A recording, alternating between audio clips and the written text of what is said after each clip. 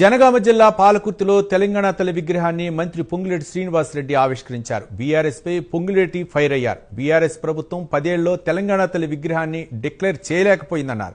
మాయమాటలు చెప్పి అధికారాన్ని అనుభవించారని విమర్శించారు.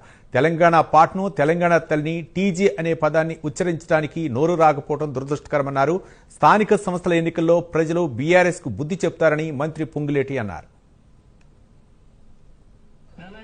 రాష్ట్ర అవతరణ దినోత్సవ శుభాకాంక్షలు రాష్ట్ర ప్రభుత్వ పక్షాన నా పక్షాన మీ అందరికీ తెలియజేస్తూ 10 సంవత్సరాలు ఆనాటి ప్రభుత్వం తెలంగాణ రాష్ట్రాన్ని సాధించుకొని అధికారంలో ఉన్నప్పుడు కళ్ళకి పొగలు వచ్చి కనీసం తెలంగాణ తల్లిని అఫీషియల్ గా డిక్లేర్ చేయని దుస్థితిలో ఆనాటి ప్రభుత్వం ఏర్పాటు చేసుకుని రాజరికాన్ని పరిపాలించుకున్నారు. మన ఇందిరమ్మ ప్రభుత్వం ఏర్పడిన తర్వాత ఈ తెలంగాణ రాష్ట్రాన్ని ఇచ్చింది తెచ్చింది కాంగ్రెస్ పార్టీ. ఆనాడు శ్రీమతి సోనియా గాంధీ గారి దీవెనలతో స్వర్గీయ మన్మోహన్ సింగ్ గారి ప్రధానమంత్రిగా ఆశీస్సులతో ఈ తెలంగాణ రాష్ట్రాన్ని ఆనాడు తెచ్చుకున్నాం, ఇచ్చారు.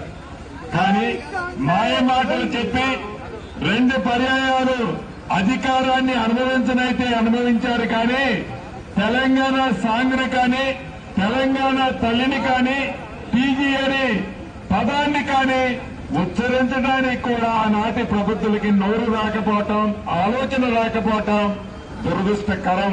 ఈనాడు పేదవాడు కన్నీరు తెచ్చే దిశగా మన ప్రభుత్వం ఈనాడు పనిచేస్తుంది. తెలంగాణ రాష్ట్ర అవతరణ